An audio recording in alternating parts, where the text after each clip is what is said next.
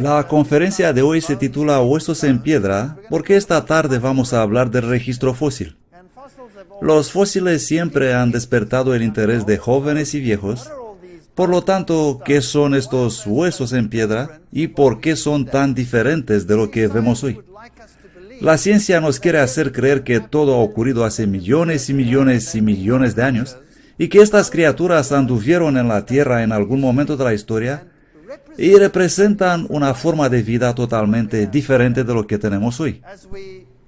Así como hemos visto en la última conferencia, hemos estudiado la columna geológica, que no es completa en ninguno de sus niveles, y también hemos visto que existen criaturas en esa columna geológica que, según la ciencia, reflejan formas de vida desde muy simples a muy complejas.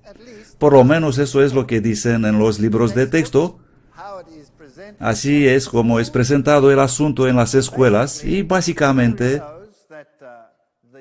la teoría dice que los eucariotes, que son organismos unicelulares desde simples hasta tener núcleos como tenemos nosotros, y dicen ellos que evolucionaron millones de años y luego de repente, hace 600 millones de años, tenemos este tremendo registro de vida en la Tierra, empezando con estas criaturas y a través del tiempo hasta llegar a los homínidos en el último periodo de este desarrollo.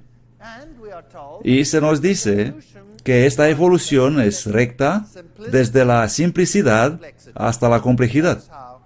Así es como se presenta este tema en las escuelas. Ellos dicen que en las áreas inferiores tenemos criaturas primitivas como esas, pero en realidad no existen criaturas primitivas. Vamos a poner las cosas en claro. No existe tal cosa como organismo simple. Cada organismo en este planeta es muy complejo. Y lo que tenemos aquí son animales marinos sésiles, encontrados ampliamente en la base de la columna geológica, animales que viven ahí al fondo. Cuando subimos un poco en la columna tenemos cosas que mueven y nadan, pero no hay nada simple respecto a esos organismos. Ellos tienen un sistema bioquímico altamente complejo, un sistema anatómico, todo está ahí, todo está desarrollado. A medida que subimos, en silúrico tenemos algunas más extrañas criaturas arrastrándose y algunos materiales. Luego llegamos a Devónico, que es conocido como la época de los peces. Por lo tanto, tenemos muchísimos peces en el Devónico y el registro es realmente cubierto de peces. Algunos interesantes fósiles de peces que vamos a ver en un momento.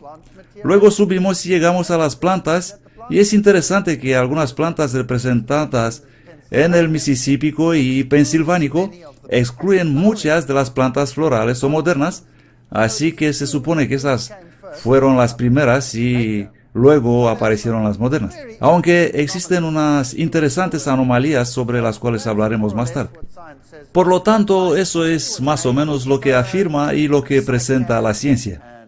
Fue un periodo de helechos y cícadas y otros interesantes organismos como estas. Luego viene la época de las criaturas grandes. Primero pasamos por la fase de los anfibios, luego por la época de los reptiles, el Triásico, el Jurásico, el Cretáceo, y de repente tenemos esta destrucción completa de todo lo que existía. Luego viene la época de los mamíferos y pájaros. Y se nos dice que este es un registro de cómo ha evolucionado la vida. Pero hay más de una manera de obtener un registro. Por ejemplo, si yo tengo un estanque en mi jardín y un bulldozer viene con un montón de barro y plump, cubre mi estanque, como sucedió en alguna catástrofe, y si al fondo de mi estanque había algunas plantas y algunos cucarachas y caracoles arrastrándose en el lodo y algunos pececitos de oro nadando en mi estanque y un pato en la superficie, y si todo eso sería cubierto, ellos serían cubiertos en ese orden. Y si un día voy a cavar y encontrar los gusanos en el barro del fondo y los caracoles un poquitín más arriba, y los peces, mis pececitos de oro preservados en el barro un poquito más arriba, y el pato más arriba todavía, ¿Puedo asumir que los gusanos se transformaron en caracoles y los caracoles en peces y luego en patos? No necesariamente, ¿correcto? Los mamíferos y los pájaros tienden a flotar. Así que hay otras formas de explicar esta estructura que encontramos en el registro fósil. Y no tenemos que entrar en mucho detalle, sino que vamos a observar la visión general sobre este asunto. Y los fósiles que encontramos determinan la edad también. Por ejemplo, este es el principio de la correlación fósil. Si encuentro este fósil particular en un nivel, en un lugar específico, y encuentro el mismo fósil en otra zona en un nivel, entonces llego a la conclusión de que estos dos niveles tienen la misma edad. Por lo tanto, ¿cómo se determina la edad de una capa? Mediante los fósiles que existen en esta capa. Así que esta capa recibe su edad del fósil, y el fósil recibe su edad ¿de dónde? De la capa. Este es el razonamiento circular. Así que este es tan viejo como la capa, porque el fósil tiene la edad de la capa, y la capa tiene la edad del fósil, porque el fósil es tan viejo como la capa. ¿Lo comprenden? No hay edad. Cualquier edad que tú quieres ponerle, bueno, está bien, lo que tú quieras. E incluso los antiguos libros de textos dicen, si está cubierto de sedimento húmedo, el desgaste natural se evita.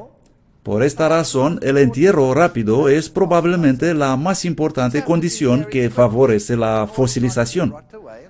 Estas cosas deben ser enterradas rápido para no podrirse y desaparecer. Y luego siguen. Los sedimentos de origen marino son mucho más ampliamente distribuidos que todos los otros agentes de entierro y constituyen la gran mayoría de los fósiles. Así que todo parece haber sido enterrado en agua y todo debió ser enterrado rápido. ¿Qué cosa puede enterrar rápido una ballena o un dinosaurio, excepto una gran catástrofe? Y todo parece ser enterrado en sedimentos marinos, pero no hubo ni catástrofe ni diluvio. ¿Tiene esto sentido? No tiene ningún sentido. Así que si ustedes miran en los libros de texto, van a ver fotos como esta, los dinosaurios, y luego una erupción de algún volcán. Aquí hay un alosaurio y un estegosaurio paseándose. Ellos fueron enterrados y luego después de un tiempo hubo algo de erosión y quedaron expuestos, y los puedes encontrar y estudiar y luego explicar cómo ocurrió todo. Pero en realidad no vemos nada de eso. Lo que vemos en realidad son organismos arrastrados del agua y asentados en la dirección del corriente. ¿Cuánto tiempo tarda algo en fosilizarse? Ya hemos visto esto. No se necesita mucho tiempo. Se recuerdan los ositos de peluche fosilizados en el agua muy mineralizada que es necesaria para este proceso. Aquí tenemos un sombrero. Es el sombrero de un minero que se encuentra en un museo de Australia. Proviene de una mina desalojada hace unos 30 años y es roca sólida. Así que se transformó en piedra en un periodo muy corto de tiempo. Bien, vamos a observar el registro fósil. Aquí tenemos algunos fósiles de peces y como pueden ver son bastante intactos y existen algunas enormes áreas cubiertas con peces. En África, en Sudáfrica, tenemos una zona llamada La Eka. Es una zona del periodo devónico y ahí hay montones de peces fosilizados. Lo que es también interesante es que muchos de los peces que hemos encontrado son intactos, pero muchos parecen no tener cabeza. Cuando era estudiante y andaba por ahí mirando todos estos descubrimientos paleontológicos, pensaba, bueno, parece que esos peces vivieron en la Revolución Francesa porque muchos de ellos perdieron la cabeza. Pero lo que es interesante respecto a los peces es que cuando un pez está muerto en el agua y empieza a podrirse, lo primero que pasa es que el ligamento que une la cabeza del cuerpo se pudre y la cabeza se separa. Luego el cuerpo empieza a hincharse y las escamas se desprenden y luego se deteriora y en un periodo muy corto de tiempo el pez desaparece.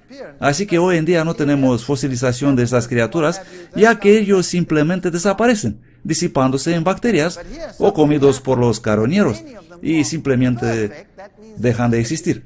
Pero aquí ocurrió algo, y muchos de los peces son conservados perfectamente, lo que significa que deben haber sido enterrados instantáneamente. Muchos de ellos no tienen cabeza, lo que significa que por un tiempo flotaron en el agua, algunos días, no mucho tiempo, y luego fueron enterrados.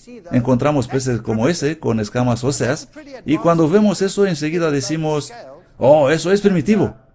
Pero esta es una característica bastante avanzada, las pesadas escamas óseas. Y si miramos a los peces actuales como un esturión, tiene escamas óseas, por lo tanto, ¿qué dice la ciencia sobre los esturiones? Ese es un pez primitivo, ese es un pez muy antiguo y primitivo. ¿Por qué? ¿Por qué se ve antiguo y primitivo? Hacen exactamente lo mismo con un rinoceronte. El rinoceronte parece de alguna manera antiguo y muy primitivo. No es así. Y lo miramos y decimos, este es un mamífero bastante primitivo, debe tener orígenes muy antiguos. Pero en realidad es un mamífero que apareció muy recientemente, incluso según la teoría de la evolución. Así que no podemos permitir que esta mentalidad establezca fechas. Tenemos que aceptar las evidencias. Aquí tenemos un pez moderno con fuertes escamas óseas y no es primitivo, sino que vive hoy. Es un esturión y es de donde se obtiene el caviar, si están interesados en este tipo de cosas. Luego encontramos yacimientos de fósiles prácticamente cubiertos de escamas. Nada de este tipo sucede hoy en día. Las escamas se disuelven en el mar después de un tiempo. Puedes buscar en el fondo del mar y no vas a encontrar montones de escamas fosilizadas porque simplemente no existen. Por lo tanto, este demuestra el catastrofismo. Es muy parecido a la corteza que fue arrancada de los árboles que rodaron en el agua y luego fue enterrada en esos depósitos de corteza. No tiene ningún sentido si excluimos la catástrofe. Aquí tenemos algunas interesantes características. Peces grandes y pequeños enterrados juntos, y algunas veces tenemos fósiles donde un pez está prácticamente comiendo otro pez mientras estuvo fosilizado. Por lo tanto, ¿qué pasó aquí? Obviamente, durante este evento, el pez estaba nadando, dio un mordisco, y en un santiamén, ¿qué pasó? ¡Uf! Fue enterrado, desaparecido. Eso es exactamente lo que pasó. Este es catastrofismo. Este fósil de aquí, este es un pez absolutamente perfecto. Incluso se pueden ver los pequeños marcos sobre su cuerpo. Este pez fue literalmente enterrado vivo, instantáneamente, porque está conservado perfectamente, lo que significa que el oxígeno fue cortado instantáneamente. La ciencia nos va a decir que no tenemos un registro completo de registro fósil, porque las criaturas como un cuerpo blando no se fosilizan fácilmente. Esto no es verdad. Existen millones de fósiles de criaturas con cuerpo blando. Aquí tenemos uno. Esta es una medusa. Y pueden ver que está perfectamente conservada. Tenemos todo tipo de criaturas con cuerpo blando y con cuerpo duro perfectamente conservadas en el registro fósil. No existe ninguna razón para que la ciencia afirme que esto no ocurre en el registro fósil, porque no se fosilizan fácilmente. En el libro Evolución de la Vida leemos: repetidamente el viento, el agua y el hielo han cortado y destruido rocas que han sido elevadas para formar continentes. La existencia de un registro fósil sobre todo esto parece bastante remarcable. Observen esto. Tenemos todas las capas geológicas y todas contienen esos fósiles. Si tomamos una cadena de montaña, por ejemplo, que se está erosionando rápidamente y se erosiona hasta desaparecer, ¿qué desapareció? Desapareció un registro de tiempo, con todos los fósiles que contenía. Así que decimos, por ejemplo, el Himalaya se está erosionando por lo menos 2 metros cada 1000 años. Esta es la cifra exacta que da la ciencia. 2 metros cada 1000 años. Eso es lo que desaparece. Ahora, lo que es interesante es que si eso es real, si eso desaparece, ¿por qué la montaña sigue todavía ahí? Bueno, la ciencia da la respuesta y dice que la montaña está todavía ahí porque está siendo levantada. Nosotros llamamos a eso orogénesis, el levantamiento de las montañas. Bien, esta es una teoría bastante buena y en realidad la montaña se está levantando y se puede medir la tasa de levantamiento y eso puede estar más o menos al par con la tasa de erosión de la cima. Pero ahora tenemos un problema. Si este proceso ocurrió durante millones de años, eliminándose la cima y tener todavía la altura porque tenemos el levantamiento de la base, ¿es posible tener todavía el registro de la historia del mundo en la cima? ¿Sí o no? No puedes tener tu pastel si te lo has comido. No puedes eliminar algo y decir que se ha erosionado, pero está todavía ahí porque está siendo levantado desde abajo. Lo único que puedes tener son las cosas de la base que se están levantando arriba. Pero no es así, actualmente tenemos todo el registro grabado allí. Así que eso no es posible. En algún lugar hay una falla en este cuento. De alguna forma hay un problema. ¿Cómo es posible tener todavía el registro fósil cuando se supone que debió ser eliminado una y otra vez por el proceso llamado erosión durante millones y millones de años? Así que algunos científicos hacen estas declaraciones irónicas. La geología histórica es un registro de eventos que nunca ocurrieron en el tiempo que nunca existió. Vamos a echar un vistazo a lo que dice la ciencia. La revista Time recoge de los científicos y luego está esparciendo en todo el mundo para que jóvenes y todos los demás estén al tanto. Evolucionando a velocidad supersónica. Saben, cuando yo era estudiante de posgrado en la universidad se me enseñaba el darwinismo. El darwinismo tiene una lógica, pero el darwinismo requiere lo que nosotros llamamos gradualismo, un cambio gradual en el tiempo de una forma hacia otra. Este es gradualismo. Pero si miramos el récord fósil no vemos gradualismo. Gradualismo significa que deberíamos tener diferencias al paso del tiempo y tener una imagen desde el primitivo hacia el avanzado en el registro fósil. ¿No es esto lógico? Esto es lo que se esperaría, pero no se encuentra en el registro fósil. Lo que en realidad encuentras es que las criaturas están ahí. Así que ahora tenemos un problema. Y entonces aparece el neodarwinismo. Gente como Stephen Jay Gould y otros como él que trabajaron en Harvard aparecen y dicen, no, lo que pasó es eso, existieron largos periodos de estabilidad y luego cambios rápidos, y por eso es que no vemos ninguno de los enlaces entre las épocas. Por lo tanto, evolucionando a la velocidad supersónica. ¿Cuán rápido evolucionan las cosas? ¿Cuándo explotó la vida? El Big Bang de la evolución animal. Un artículo científico publicado en la revista El Científico Americano. Un resumen de los eventos, así como lo conocemos hoy. Vamos a ver quién publicó eso. El personaje se llama Jeffrey Levington, profesor y director al Departamento de Ecología y Evolución de la Universidad Estatal de Nueva York en Stony Brook. Es una persona bien cualificada para decirnos cuál es el estado de este asunto hoy. Así que vamos a preguntar directamente a los mismos científicos sobre el statu quo. Él escribe, la explosión del Cámbrico, que es el nivel más bajo de donde la vida apareció. Repentinamente. Se caracterizó por la aparición simultánea y muy brusca de muchas formas diversas de animales hace casi 600 millones de años. Ningún otro periodo en la historia de la vida animal puede igualar, noten las palabras, esta remarcable explosión de creatividad evolucionaria. Esto es muy interesante. Y luego él habla sobre las criaturas que existían entonces. Una evidencia que fue obtenida de la secuencia 18S es ribosoma ARN, ácido ribonucleico, y sugiere que varias especies y gran parte del filo, bueno, ¿qué es el filo? Es una subdivisión básica, una enorme agrupación de los animales. Por ejemplo, todos los caracoles, las babosadas, todos los moluscos marinos, todos los calamares y pulpos, todo eso constituyen un filo. Y luego tenemos los antrópodos, los de patas articuladas, todos los cangrejos, todos los insectos, todas las langostas, todo lo que mueve alrededor, ese es otro filo. Así que esos son enormes agrupaciones, categorías de animales. Y ese hombre sugiere que el filo, muchos filos, aparecieron casi instantáneamente. Es decir, ¡pum! Y ya estaban ahí. Stephen Jay Gould describe, rápido, resulta ser mucho más rápido que alguien jamás imaginó. Este es un artículo en la revista Naturaleza, sección de paleontología, considerada una de las mejores revistas científicas del mundo. El artículo titulado, Del mismo, no por encima de él.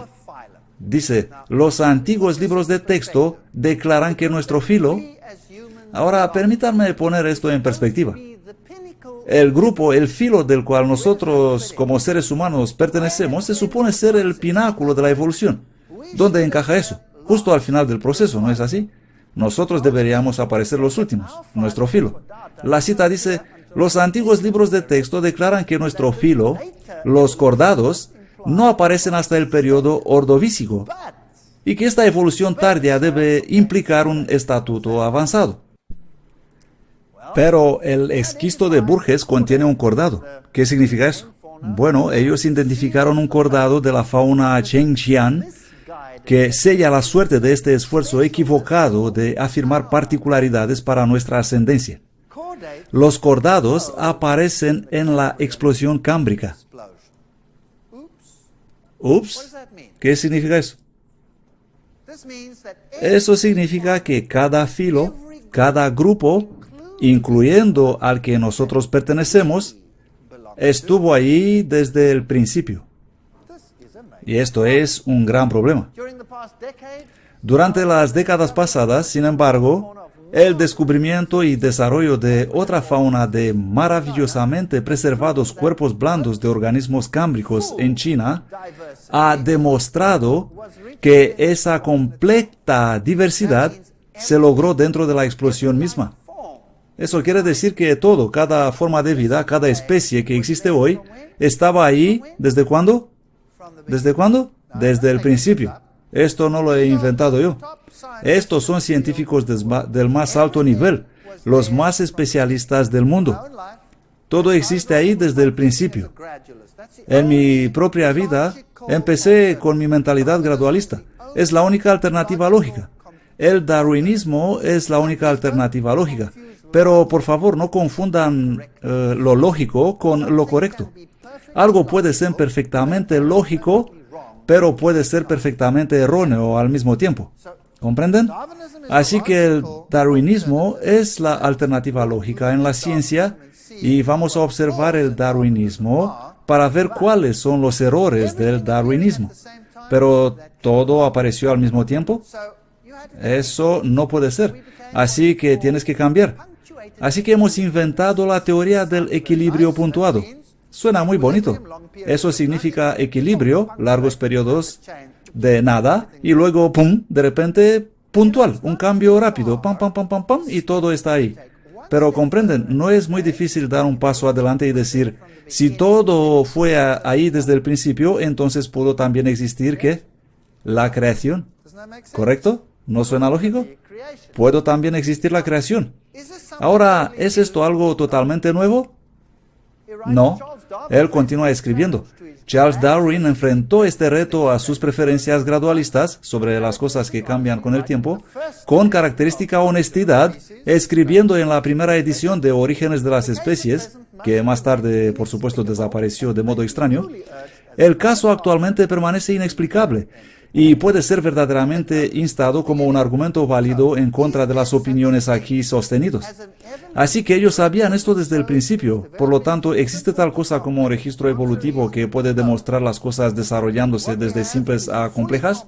La respuesta está absolutamente no. Lo que tenemos son organismos totalmente complejos que existen al mismo tiempo. Cuando los científicos intentan promover los árboles evolucionarios como este, en realidad no tenemos árboles revolucionarios. Tenemos lo que se llama campo evolutivo. El árbol tiene un tronco, es decir, empieza con un tronco desarrollando ramas y ramas, así que todo empieza con un simple tronco que se desarrolla a diversas cosas. Y este es el árbol de la vida. Todas estas distintas criaturas por todas partes, empezando desde un simple organismo y transformándose cada vez en más complejos. Esto es lo que la ciencia desearía enseñarnos. Pero en realidad no es así, sino que tenemos un campo, pum, pum, pum, pum, pum, todos los grupos al mismo tiempo. Por lo tanto, las ranas parecidas a esta en actualidad siempre aparecen de igual forma en todo el registro, y los peces siempre son iguales, y los tiburones siempre son tiburones.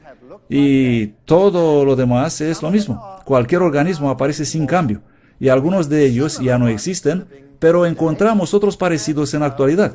Y los científicos los ponen juntos, sugiriendo que vienen de un antepasado común.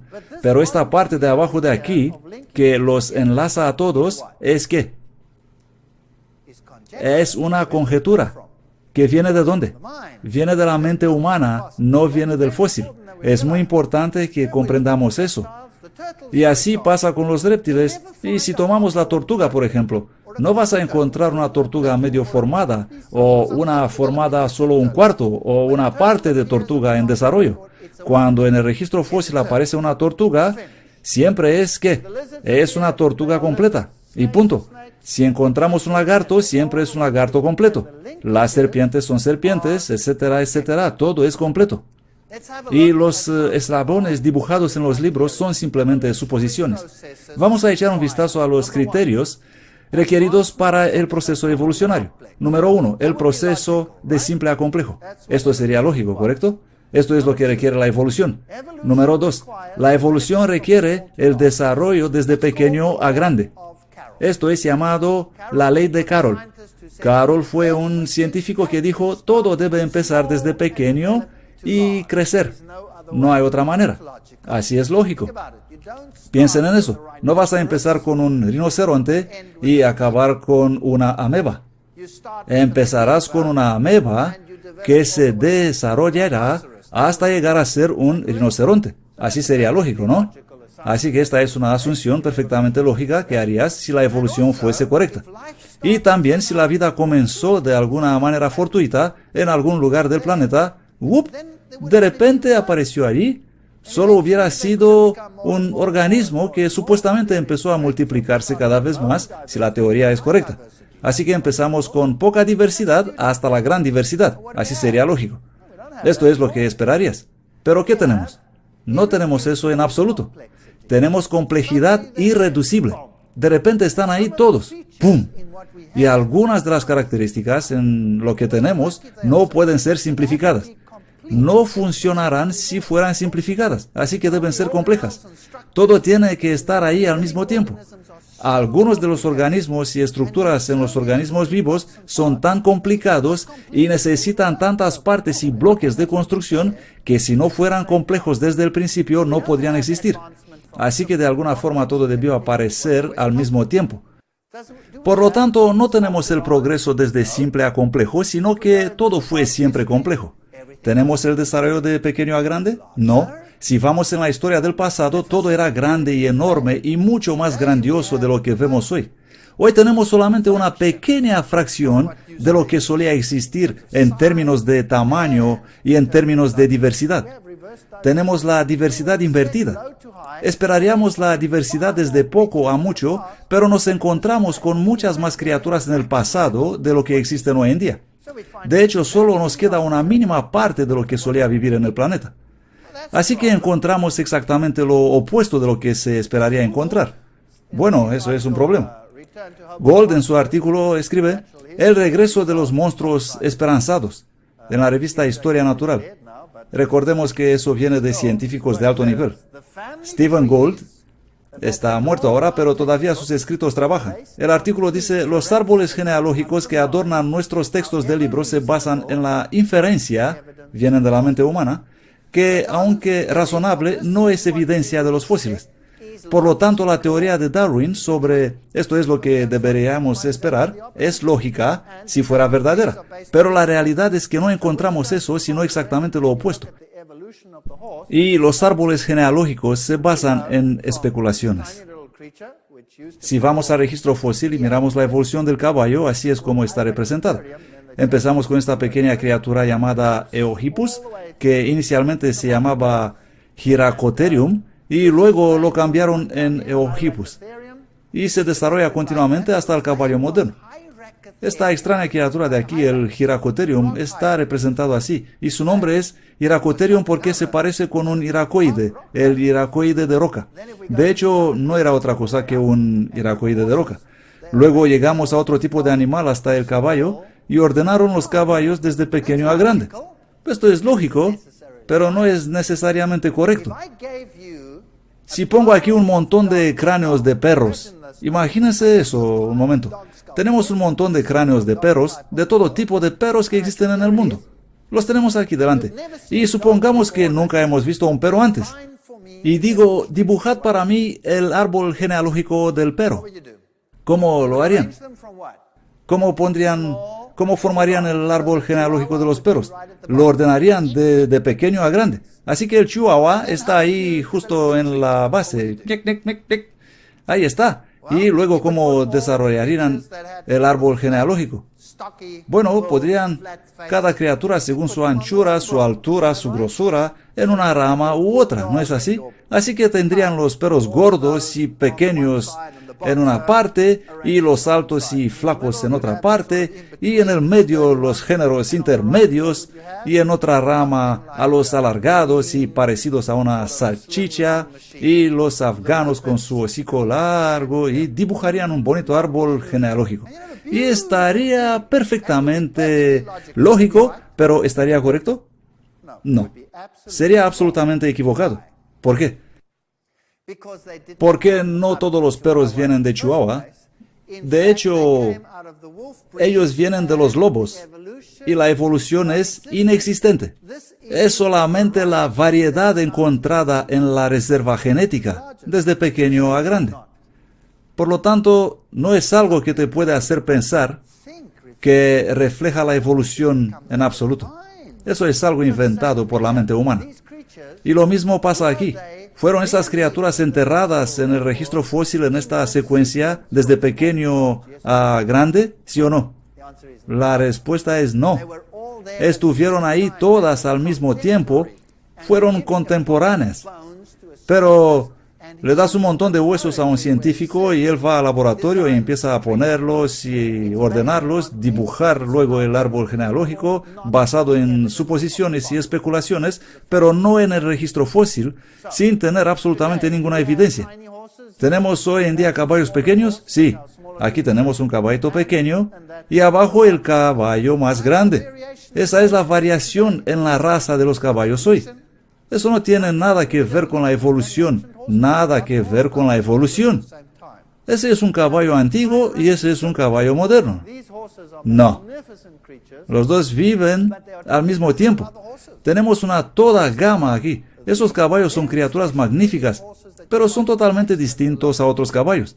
Es una muy especial raza de caballos que solo encontramos en Islandia. Y tienen características que son totalmente distintas de otros caballos modernos.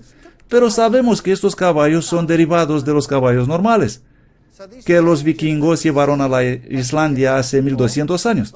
Así que esos cambios que observamos deben ser reconocidos, pero en realidad esa no es otra cosa que un caballo normal. Vamos a pasar ahora a los dinosaurios y las demás interesantes criaturas. Aquí tenemos un artículo en la revista Times sobre los dinosaurios. Sorpresa. Todo lo que creías está equivocado. Bueno, esto no es nada nuevo. ¿Cómo eran los dinosaurios? ¿Qué eran? ¿Aparecieron los pájaros de ellos? ¿Cómo se enseña en el mundo de hoy? Aquí tenemos una representación artística del periodo mesozoico con todas estas criaturas corriendo por ahí. ¿Murieron ellos en agua caliente? ¿Cómo murieron? ¿Por qué solo existieron aquí en el Triásico, Jurásico y Cretácico?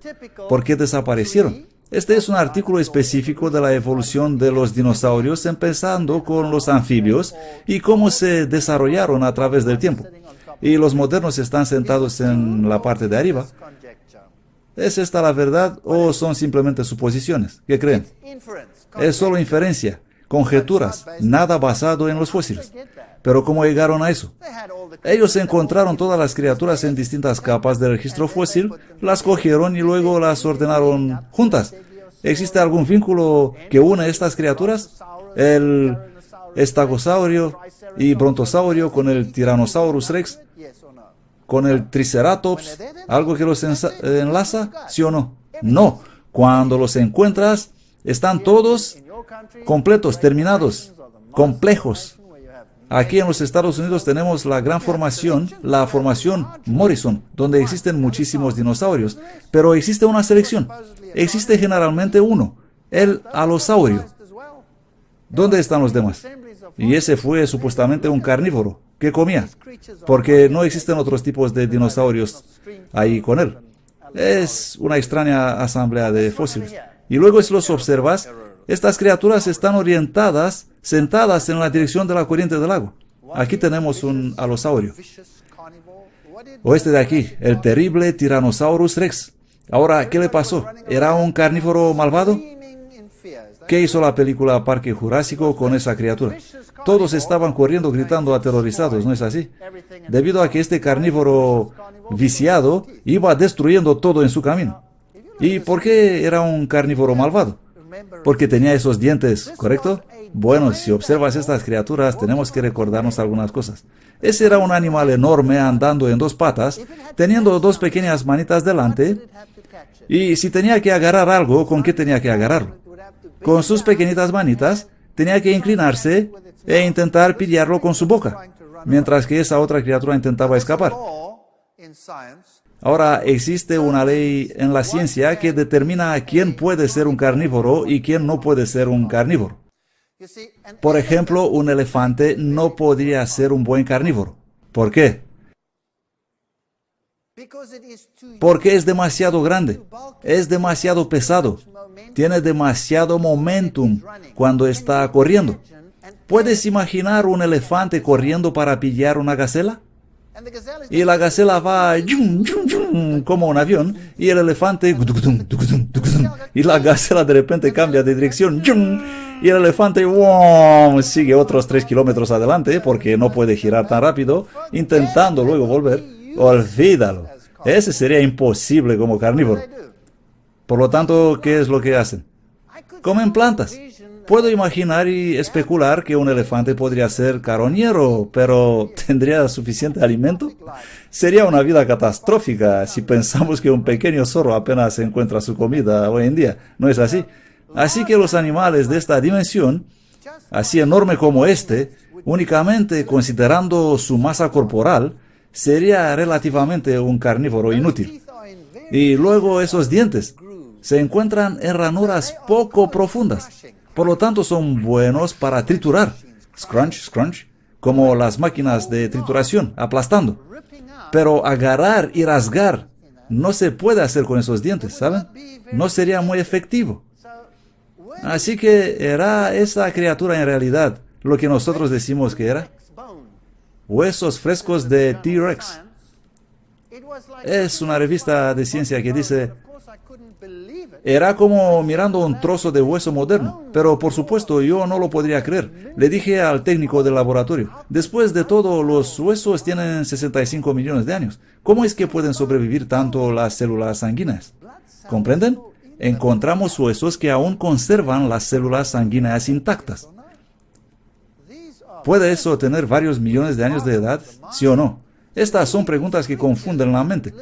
Puede que estas criaturas no vivieron hace tanto tiempo atrás. Puede que estas criaturas no son lo que la ciencia nos quiere hacer creer.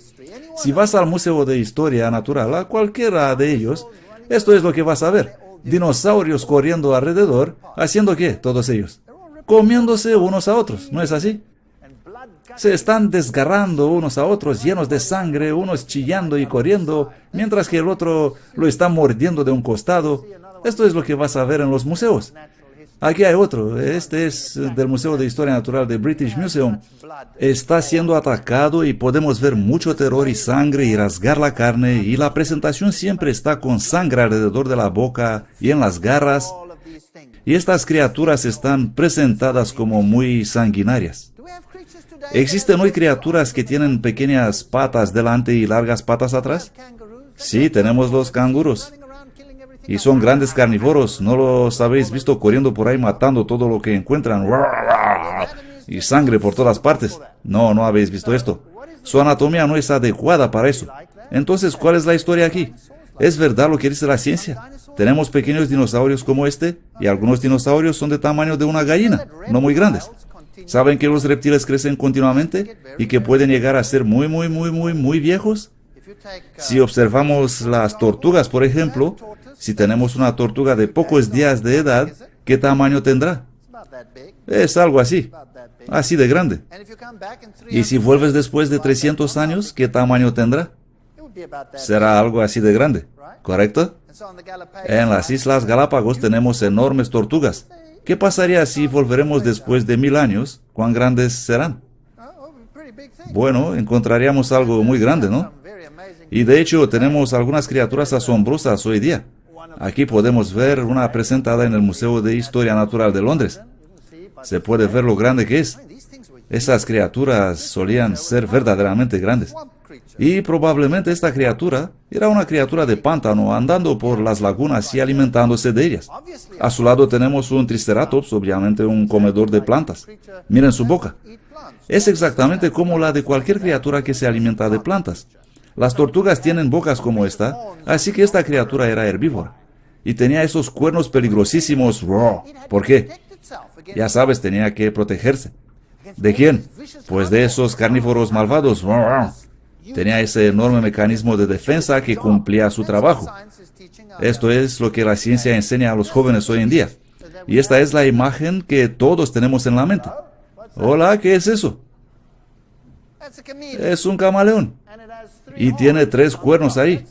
Es un triceratops moderno. Uno pequeño. Algunos camaleones son así de grandes, otros son pequeñitos. Tenemos mucha variedad. Y esos cuernos seguramente son para protegerle de los carnívoros sanguinarios que pululan por ahí. ¿Verdadero o falso? Muy falso. ¿Para qué sirven esos cuernos? Esos cuernos están ahí para darle una apariencia más sexy. Exactamente por eso. Cuando una hembra mira esos cuernos, ella simplemente se desmaya. Eso es lo que pasa. Eso es una cosa muy común en la naturaleza. Si observamos los renos, por ejemplo, ¿qué aspecto tiene un reno en la temporada de reproducción? ¿Qué aspecto tiene el macho? Tiene esos enormes cuernos. Es tan impresionante, ¿verdad? Y cuanto más grandes son, más presumido es, ¿no? Y en la temporada de reproducción, los machos chocan sus cuernos y las hembras miran y se quedan muy impresionadas. Y el tío con los cuernos más grandes, ya saben cómo hoy en día el tío con el peinado más chulo coge a la chica. Así funcionan las cosas. Todo funciona así. ¿Y qué pasa después de la temporada de reproducción con los cuernos del reno? Se caen. ¿Y qué pasaría si vienen los carnívoros a por él? Pues tendría problemas en la mayor parte del año, ¿correcto? Porque no tiene ninguna protección. Esta es una mentalidad que fue plantada en las mentes de los seres humanos y que no tiene ninguna base en la realidad. Y esas criaturas probablemente no son muy distintas de los lagartos y otros animales que vemos hoy, exceptuando el tamaño, porque todo solía ser muy grande. Encontramos huevos de dinosaurios, sí, y los museos los exponen en pequeños nidos, pretendiendo que todo es muy normal, que no ha pasado nada extraño. Sí encontramos huevos, pero ¿cómo los encontramos en el registro fósil? Todos fueron arrasados por grandes inundaciones. Todos han sido enterrados en depósitos de inundaciones catastróficas. No existen absolutamente ningún lugar donde se puede encontrar un nido de forma natural para apoyar las pretensiones de la ciencia. Huellas de dinosaurios por todas partes.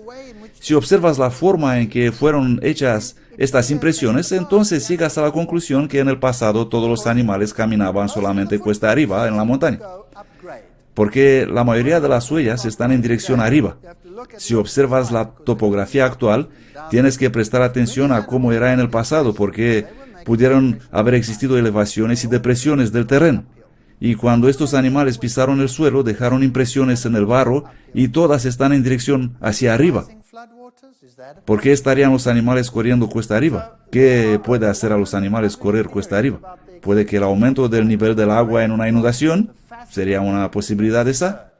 Existen más de 100 teorías publicadas sobre la extinción de los dinosaurios, abarcando desde la fascinante hasta la absurda. ¿Explica algunas de ellas la muerte de los dinosaurios según los hechos? ¿Por qué tantas teorías para explicar algo que es perfectamente obvio? Todos ellos, lo que hemos encontrado hasta ahora, han sido enterrados en enormes campos de inundación, arrastrados en la misma posición, orientados en la dirección de la corriente del lago.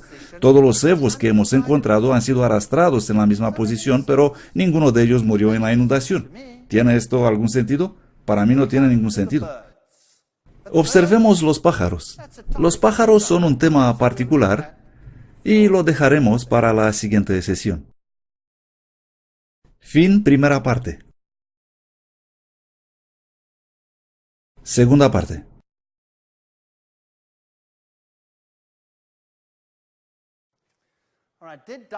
Bueno, ¿se transformaron los dinosaurios en pájaros? Una pregunta muy interesante. La ciencia dice que sí.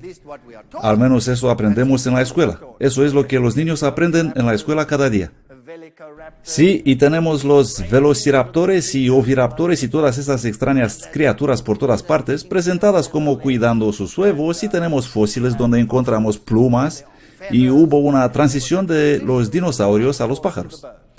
El Archaeopteryx, un fósil muy famoso, es generalmente reconocido que el Archaeopteryx fue un pájaro con plumas de vuelo completamente formadas, y la fúrcula, el hueso de los deseos.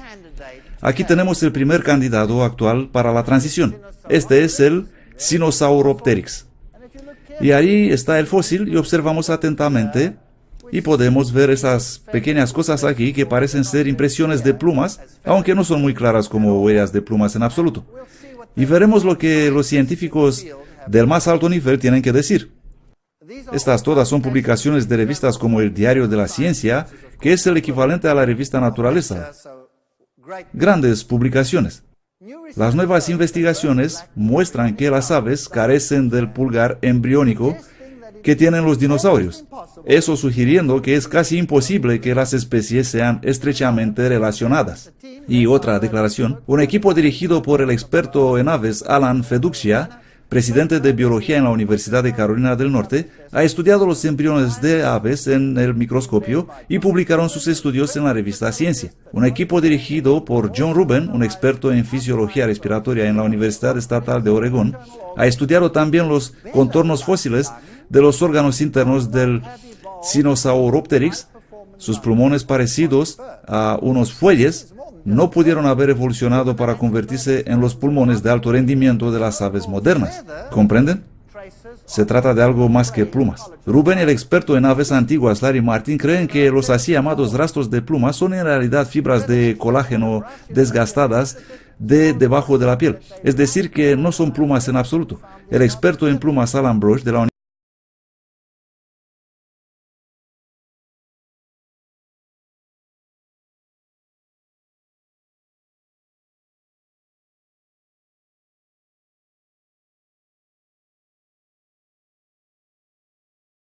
pequeño saco como un globo, y cuando respiramos el globo se llena y cuando expiramos el globo se vacía.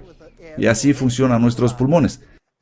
Cada vez que llenamos los pulmones, mezclamos el aire de afuera con el aire que se encuentra allá en el pulmón y resulta menos oxígeno que si esa mezcla no se produciría. Si vas subiendo una cuesta y llegas a cierta altitud, te quedas sin aliento. ¿Por qué? El aire es más rarificado. Hay menos oxígeno y estás soplando difícilmente y haciendo la mezcla. Si subes en la cima del monte Everest, ¿qué tendrás que llevar contigo para sobrevivir? Botellas de oxígeno. Tendrás que llevar botellas de oxígeno. Y estarías ahí con tu botella de oxígeno intentando sobrevivir y descansando y disfrutando el panorama y escuchas cuac, cuac, cuac, cuac, cuac. ¿Y quién vuela por encima? Una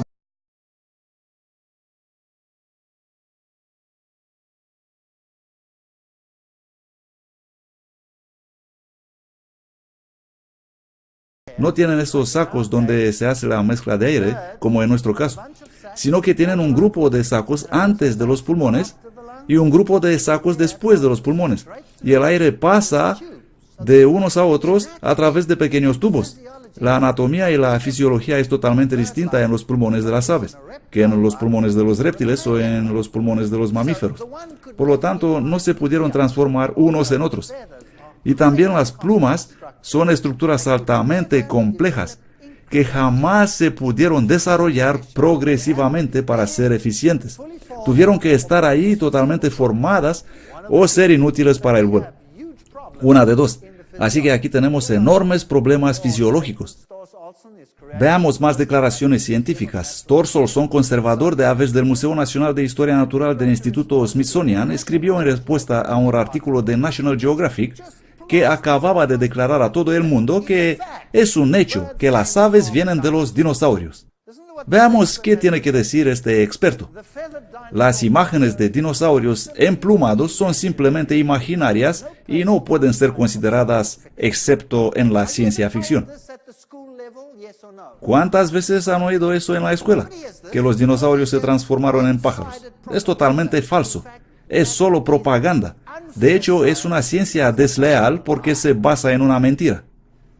La idea de dinosaurios emplumados y del origen terópodo de las aves es activamente promovido por un grupo de científicos emocionados que actúan en conjunto con ciertos editores de la revista Naturaleza y National Geographic. Parece existir una agenda en el mundo científico. Esos científicos se erigieron en portavoces altamente partidistas y proselitistas de la fe. La verdad y el estudio científico cuidadoso de las evidencias se cuentan entre las primeras víctimas en sus programas de televisión, convirtiéndose ahora en uno de los más grandes fraudes científicos de nuestra época. El equivalente paleontológico de la fusión fría. No existe tal cosa. Pero nuestros hijos están siendo sometidos a esta mentira todos los días. Más adelante escribe, Alan Feduccia, el presidente del Departamento de Biología de la Universidad Carolina del Norte, declara que es biofísicamente imposible evolucionar el vuelo a partir de tan grandes bípedos con las extremidades delanteras cortas y pesadas colas para el equilibrio, exactamente la más incorrecta anatomía para el vuelo. El origen de las aves del dinosaurio terópodo será, según mi opinión, la mayor vergüenza de la paleontología del siglo XX. ¿Creen ustedes que la ciencia va a escuchar eso? Lo dudo mucho. Lo predican y lo enseñan porque esa es la única solución que tienen. ¿Por qué? ¿De dónde vienen los pájaros si no se transformaron de algo? Porque Dios nunca va a ser aceptado. La creación jamás será reconocida. La complejidad tuvo que caer del cielo. ¿Qué son esos? Esas son las famosas piedras Ica de Perú. ¿Y qué son estas piedras? Estas son piedras que vienen de las antiguas culturas indígenas. ¿Y qué vemos ahí? Yo veo un triceratops. Aquí se puede ver con perfecta claridad.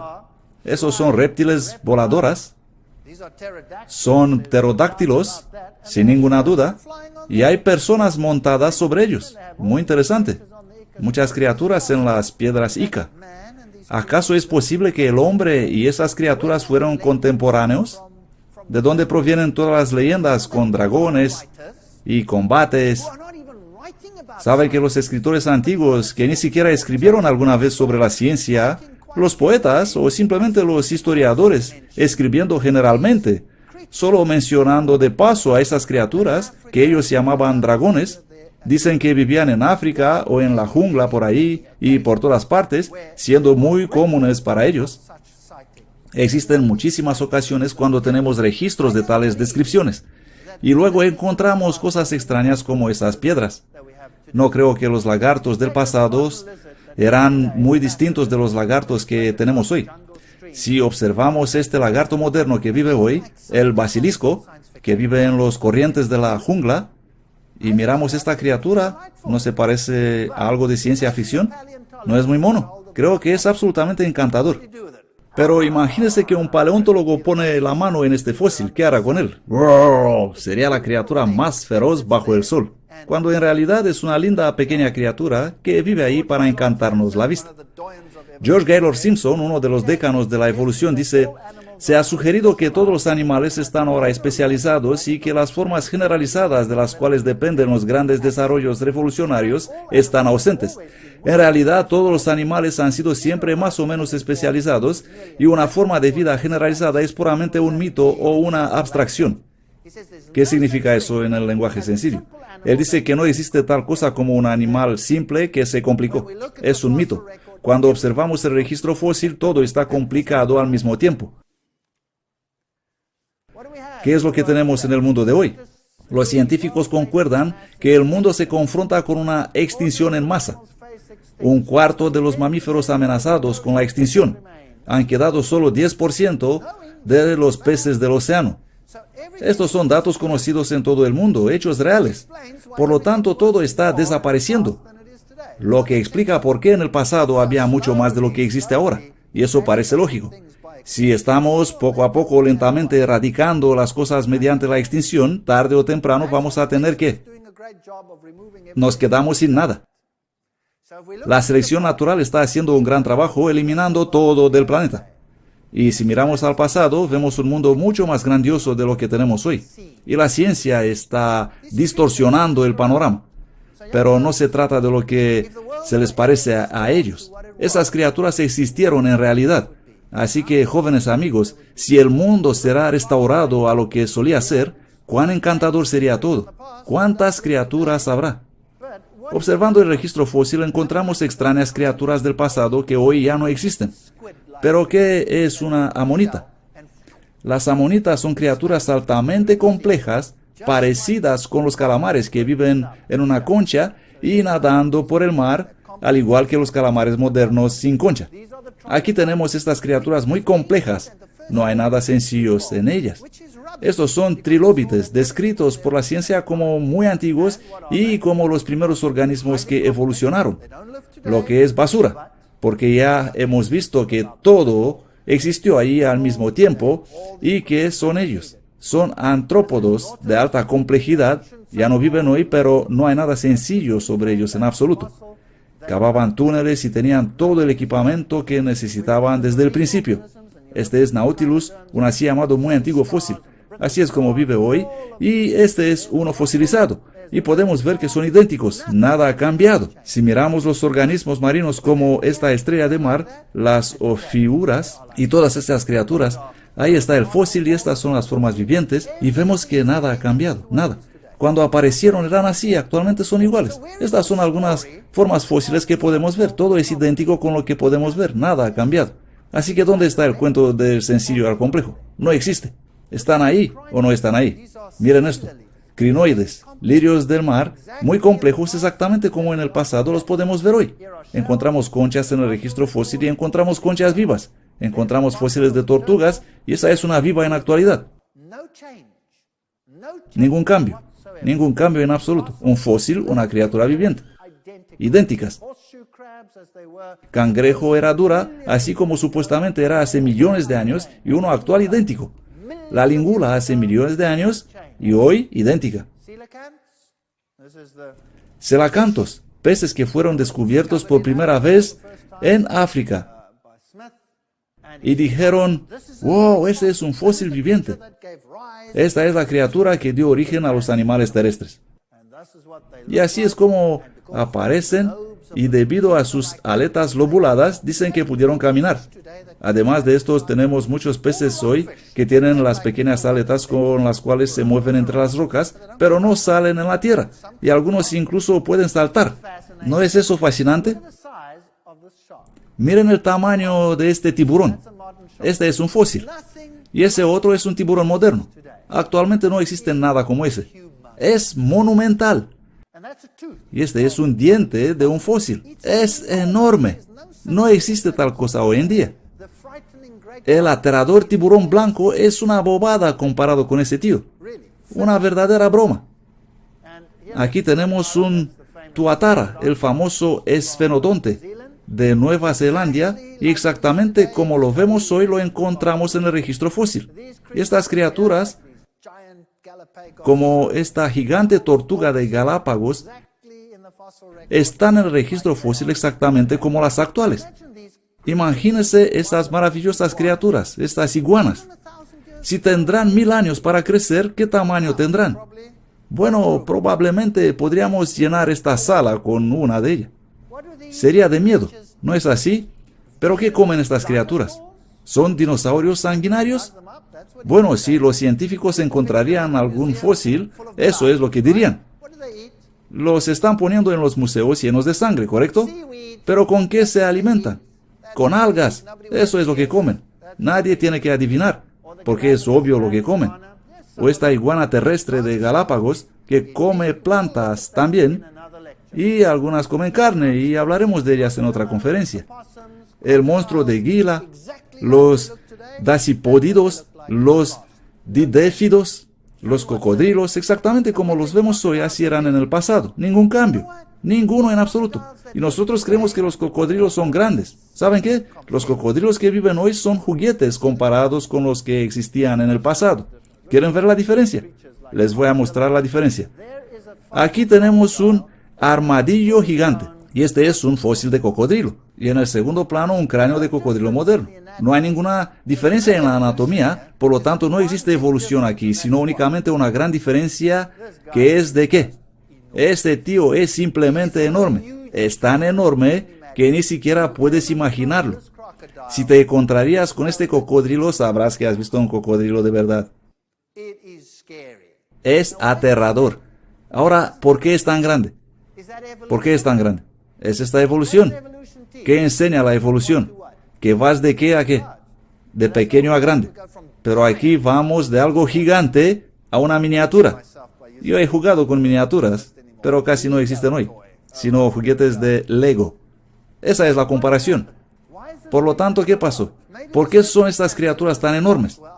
Puede que las circunstancias en el pasado eran ideales. Había mucha comida por todas partes, las condiciones eran perfectas, las temperaturas eran perfectas, y tenían mucho tiempo para crecer sin que nadie los amenace con la extinción, y ahí estaban enormes, gigantes. Esta no es evolución. Lo que tenemos es involución. Vamos cuesta abajo.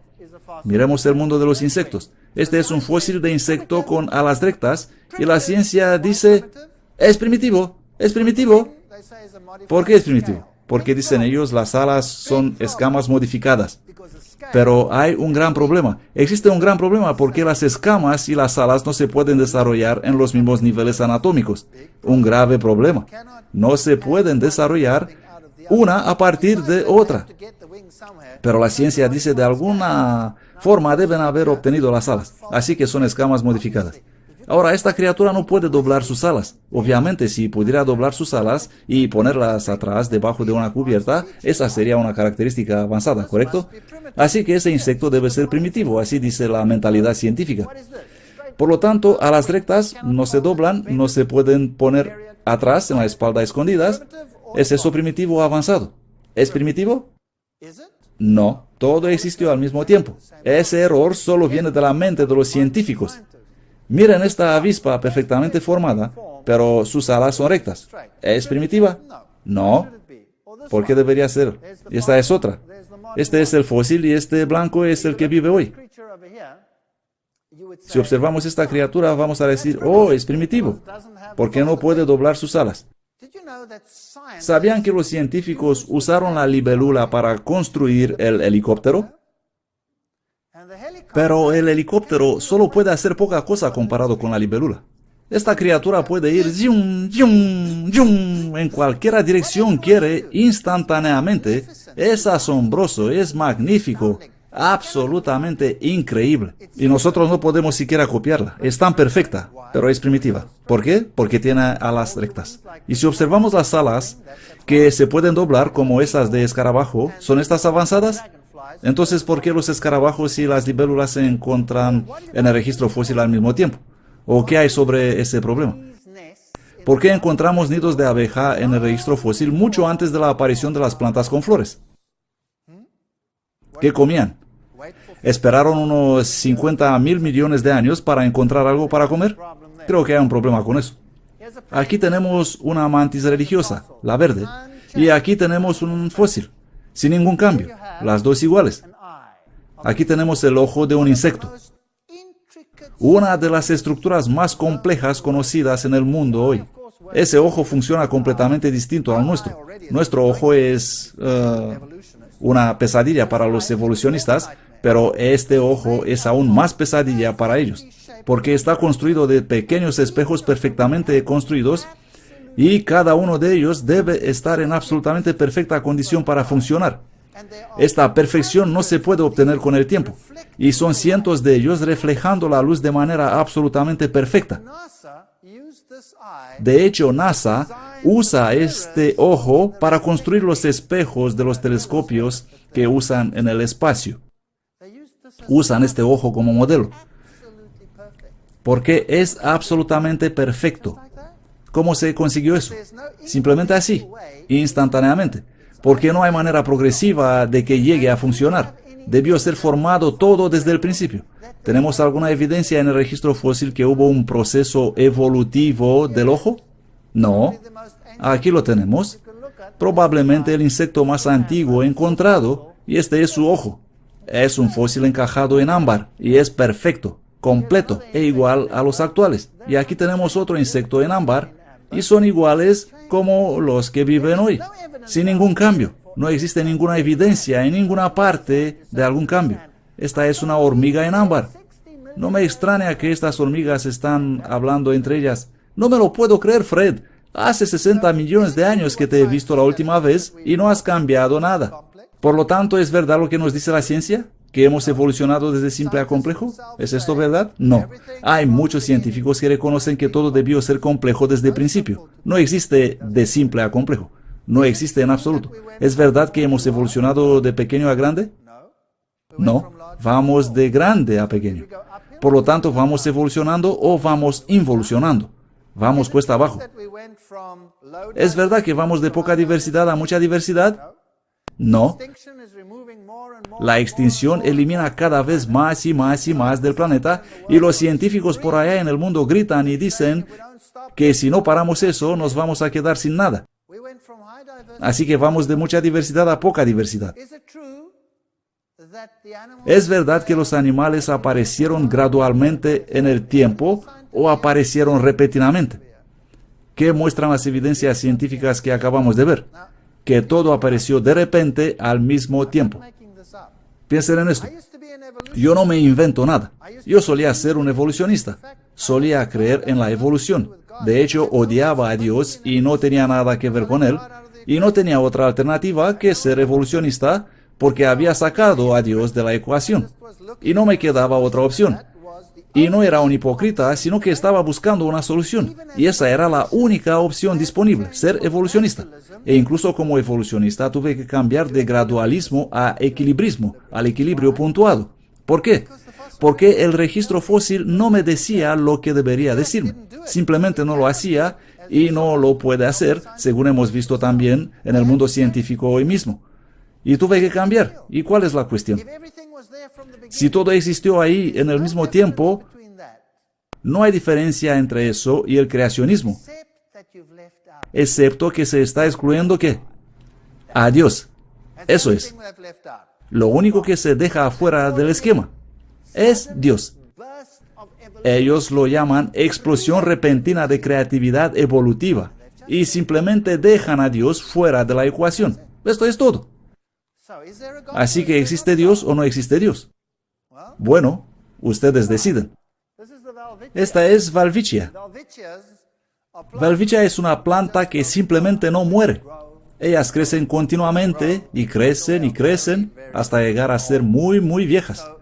Encontramos Welwitschias gigantes en Namibia, en el desierto, y nos pueden decir algo sobre cuán viejas pueden ser las cosas por ahí. Si observamos los árboles más viejos del mundo, los Bristlecone Pine, pinos de cono erizado, siendo los más famosos, los más viejos, ¿qué edad tienen? Bueno, la Welwitschia más vieja tiene hasta 2000 años de edad. El más viejo pino de conos erizados tiene entre 4000 y 5000 años de edad. Hace poco tiempo decían que tiene 6000 años de edad, pero luego observaron que no habían tomado bien en cuenta la estructura anular, y actualmente todos concuerdan con 4000 a 5000 años. Si visitamos Redwood National Park, ¿qué vamos a encontrar? Árboles enormes, gigantescos. Estos son bosques de primera generación. Estos árboles son increíbles porque su corteza es incombustible. Incluso si el fuego enciende el bosque, los árboles sobrevivirán. Es un bosque de primera generación, es decir, que no hubo nada en este terreno antes. ¿Cuántos años tiene el más viejo del planeta? Entre 4000 y 5000 años. Si observamos el sistema de ríos del mundo, ustedes tienen aquí cerca el río Mississippi. Está fluyendo y llevando los depósitos de todo tipo en el Golfo de México. Y no existe subducción ahí. El lodo no está siendo eliminado. Está todo muy bien cerrado. Así que cualquiera sea el material que Mississippi lleva arrastrando, ¿está dónde? En el Golfo de México. Lo mismo pasa con el Nilo. Cualquiera sea el material que Nilo lleva depositando, ¿dónde se encuentra? En el Mediterráneo. Así que si miramos la boca del Nilo, encontramos un delta enorme donde todo el limo que fue transportado miles de años está depositado. Y se sabe exactamente cuánto material están transportando estos ríos, porque el ser humano construye embalses en estos ríos que con el tiempo se llenan con limo y dejan de ser embalses siendo inutilizados. Así que actualmente se trabaja intensamente para decidirse si es económicamente factible construir los embalses de esa manera. Y para medir las cantidades de material depositado, ellos ponen redes y dispositivos en el agua para calcular la cantidad de deposición anual y hacen eso por varios años para determinar cuánto tiempo pasará hasta que el embalse deja de ser útil. Eso es muy lógico, ¿no es así? Hicieron eso en el Nilo y tomaron fotografías de satélite y determinaron cuánto material llevó el Nilo en toda su vida. ¿Y saben qué? No existe ningún río más viejo de 4.000 a 5.000 años. No existe. No existe ninguna planta más vieja de 4.000, 5.000 años. Pero alguien puede decir, hey, para un momento. Tenemos evidencias arqueológicas, tenemos evidencias de las naciones de China que existieron y cosas más antiguas que eso. Sí, cuando era niño escuchaba eso. Cuando me enseñaban egiptología, ¿qué decían? Egipto existe desde cuántos miles de años antes de Cristo. Y luego las evidencias se amontonaron. ¿Y qué pasó con esas fechas? ¿Qué les hicieron? ¿Qué pasó con las fechas de China, con las fechas de Egipto, con las fechas de Mesopotamia? Pues se volvieron cada vez más cortas y más cortas y más cortas, y actualmente es que alguien es atrevido si dice 3.000 años antes de Cristo. Pero por cierto, si habla de 5.000 años, le van a estigmatizar. ¿Por qué? Porque ellos saben que en un par de semanas, el tiempo se acortará. ¿Por qué? Saben, en el pasado solían poner todos los reyes de modo secuencial. Decían este reino aquí, y el otro aquí, y el otro aquí, y el siguiente aquí, y tenían una larga lista de reyes por mucho tiempo, porque sabían que este rey había gobernado tantos años, y el otro tantos años, un largo periodo de tiempo. Luego un día descubrieron, sí, que fueron padre e hijo gobernando al mismo tiempo, y un padre y 3 hijos gobernando al mismo tiempo. Y de este modo el tiempo se acortó, y luego se acortó más, y finalmente llegamos a un interesante escenario. Si tomamos la historia de Europa, por ejemplo, hombre, si hemos existido durante millones de años, ¿por qué solamente podemos rastrear la historia de Europa por unas pocas décadas? Siglos, o tal vez un milenio o 2 antes de Cristo, y antes de eso nada. Inglaterra, no había nada en esta isla 2.000 años antes de Cristo. Nada estaba pasando ahí. Así que verdaderamente estamos tratando con un fenómeno muy interesante. Y estos árboles, sí, son enormes. Puedes incluso pasar con el coche a través de ellos. Pero el punto final es, todo apareció al mismo tiempo, todo estuvo completamente formado, no existe ninguna evidencia de cambio de una forma a otra. Hay muchas evidencias científicas de más alto nivel que una forma no dio lugar a otra, así como están enseñando en las escuelas cada día, y creo que esos científicos están teniendo prácticamente un único problema básico. Y ese problema es la negación de la divinidad. Eso es todo. Ese fue mi problema también. La negación de la divinidad. No tiene nada que ver con la ciencia. La ciencia se ha trasladado en el terreno de la fe. Y ustedes pueden elegir por sí mismos a quienes desean creer. Esa elección les pertenece. Pero no es necesario estar expuesto a mentiras con el fin de encajar una teoría. Gracias.